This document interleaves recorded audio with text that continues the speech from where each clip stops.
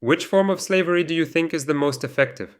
The one where you're beaten with a whip, or the one where you beg to be given a job? In this video, I'll walk you through how economic models developed and show why modern capitalism is doomed. Competition will no longer work, and social inequality will only keep growing. Why? Watch till the end. To answer that, let's briefly trace the evolution of labor and control throughout history. Slavery was the first operating system of civilization. The economies of the earliest states ran on slave labor. Slaves built roads, palaces, canals, and temples. They mined ore and rode the galleys. Their pay was a bowl of porridge and a rag for clothing. Slaves multiplied in number, received no education, and died young from exhaustion. In ancient Egypt, roughly 15% of the population were slaves. In Athens, up to 40%. In the Roman Empire, about 30%, in some regions even more. Yes, conditions varied. Some toiled in the fields, others served as house slaves. But the essence was the same, the forced exploitation of one person by another. This nightmare couldn't last forever. Europe gradually upgraded to a new system of economic relations. Tada! Feudalism. What did you expect? It was the 5th century, after all. With the fall of the Western Roman Empire, the centralized state collapsed. Laws stopped working, roads became dangerous, and banditry and chaos spread. People moved to the countryside, where feudal lords offered protection, and in return, peasants worked for them. Direct slavery disappeared. Instead of forced labor, peasants now had the obligation to give part of their harvest to their suzerain, and the rest of the time they were free. This system was a step forward in terms of humaneness, but a step back economically. Rome's global trade network and capacity for massive infrastructure projects were gone. In exchange, there was greater political stability and fewer rebellions. Feudalism took different forms over time. Workshop production was unstable, and productivity grew slowly. In fact, feudal economies only caught up to Rome's level of efficiency in the 1500s, 1,000 years after the empire fell. The growth rate was a paltry 0.1% per year. But in the 1750s, something strange happened: the Industrial Revolution. If feudalism delivered a 2 to 3 times boost in productivity over a millennium, industrial capitalism achieved the same in a century. The economy suddenly began growing by 1 to 2% a year. In the capitalist system, you were no longer bound to work for a lord. Legally, you were free. But if you wanted access to new goods like textiles, clocks, tea, or gas lamps, you had to buy them. And to buy them, you needed to work for a factory owner. The system, which began in a cruel way, 12-hour workdays, child labor, dust and grime, evolved over the next 300 years. Competition forced capitalists to compete for workers because people are a resource too, scarce and valuable. Wages rose, conditions improved. Left-wing movements, protests, and labor unions also played their part. Governments introduced regulations, social safeguards, and limits on exploitation. Hi, I'm Dima Koshevi from Ukraine. This channel is about the economy, politics, and the social systems of the future. If you enjoy the content, hit like and subscribe. It really helps me make more videos, more often. So we went from a helot hauling stones to build the Acropolis to a Zoomer earning thousands of dollars while sipping a lavender smoothie in front of a laptop. How did that happen? Because a miracle occurred, the Great Industrial Revolution. This was the moment when the economy started growing faster than ever before. Until then, productivity inched up at around 0.1% per year, and any big leap took centuries. But in the 18th century, there was an explosion of efficiency. Machines freed people from physical labor that had always been done by hand. Before, peasants and artisans spent long hours toiling in fields or workshops, using their hands, simple tools, and livestock. The arrival of machinery and factories allowed them to produce dozens of times more goods in the same span of time. Those who only yesterday were lugging sacks and plowing fields suddenly found themselves unnecessary in their old roles. This led to a crisis in the labor market. Countless people lost their jobs. The potters, the craftsmen, the peasants who had worked 12 to 16-hour days, all of them vanished as professions. In their place came machine operators, technicians, engineers, managers, clerks, people who organized production and kept the machines running. The key thing is that efficiency skyrocketed. Machines enabled far more goods to be made with less time and fewer resources. That meant more wealth for society as a whole, even if some people temporarily lost their livelihoods. The Industrial Revolution showed that technology changes the rules of the game faster than political systems or moral norms. Markets and laws alone could never have created such an effect. Only innovation in production delivered that leap in productivity. This revolution brought immense wealth and new opportunities, but it also stirred conflict and social tension. People had to learn new trades, move into cities, get used to factory routines. Old ways of life were disappearing, and new ones were forming right before their eyes. If the first industrial revolution freed humans from physical toil, the new one is freeing us from mental toil. Now machines don't just lift heavy loads, they analyze data, write texts, create images, design products, and even make decisions. Generative AI, industrial robots, autonomous drones, robotic complexes, these are no longer mere tools. They're full-fledged workers that can replace a person at any stage, from the assembly line to the manager's office. They never get tired, they never get sick, and they never ask for a paycheck.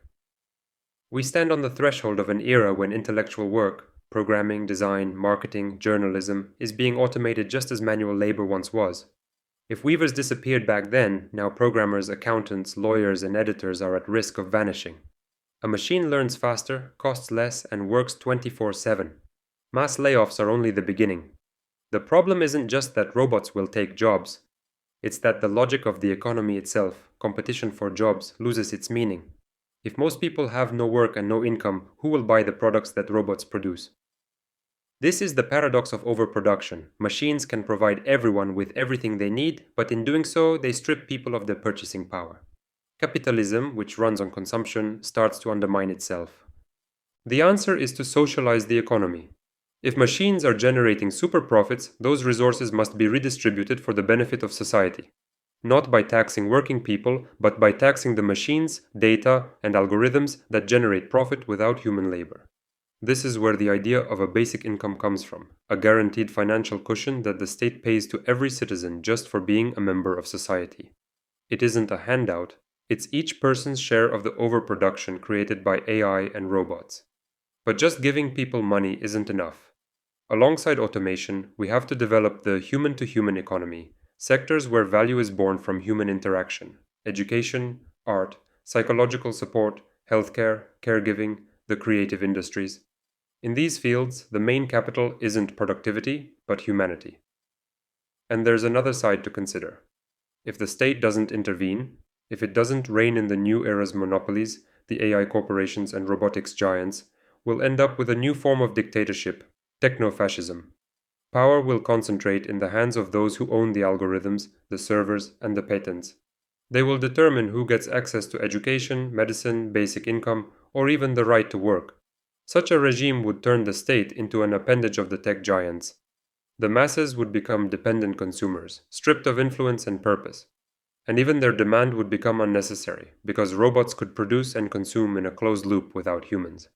This would no longer be capitalism at all. It would be a post-human economy. Still, there is another path, Techno-Socialism, a system where the profits from robots and AI go toward basic income, education, research, and the development of human-centric professions, where society doesn't war with machines, but coexists alongside them. Yes, it's a challenge. A world where everything is provided could lose its drive.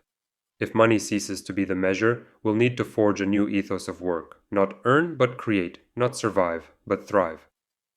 Now we come to the key point. Will the next system be a techno-fascist corporate dictatorship, where a human being is just a function in an algorithm, or a techno-socialist society where technology serves humanity?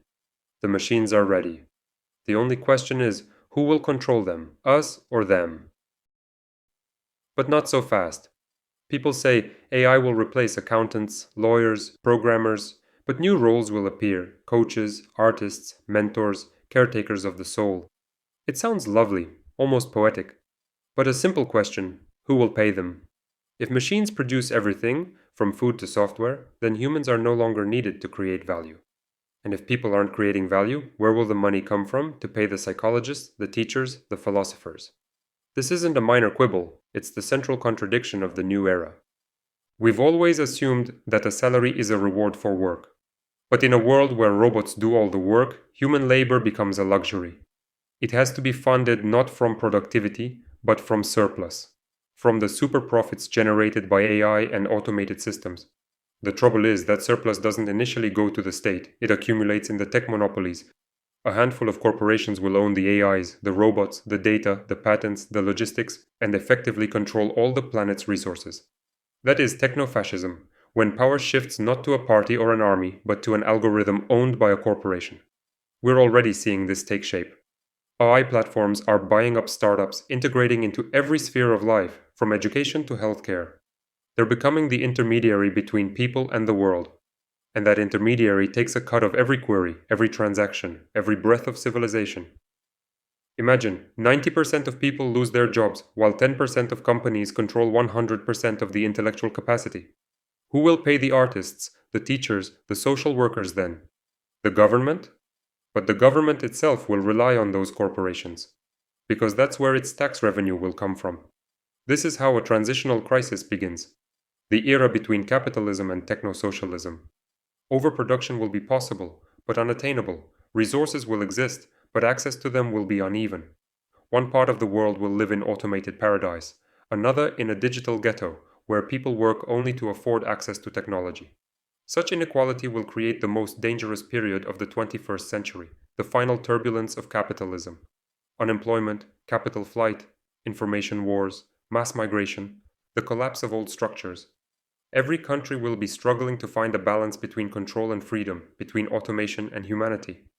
And only after this painful stage can a new system be born, techno-socialism. In that new system, taxes on machines and data will finance the human-centered professions, teachers, psychologists, artists, researchers. Value will be measured not by how many goods we sell, but by how many human connections we preserve. For now, we're only on the path toward that world. And every day we hesitate is another day that one more nation, one more people, could lose control of its future, handing it to those who would optimize humanity in the name of efficiency. Because the main question of the 21st century isn't who will AI replace, but who will own AI, and can it work for people rather than instead of them? One final question remains. Are we standing at the threshold of the most humane, most advanced society, or of a new kind of slavery without the whip? Machines already work in our place. AI already thinks for us. And very soon, the question, can AI think, will become, can a human think without AI?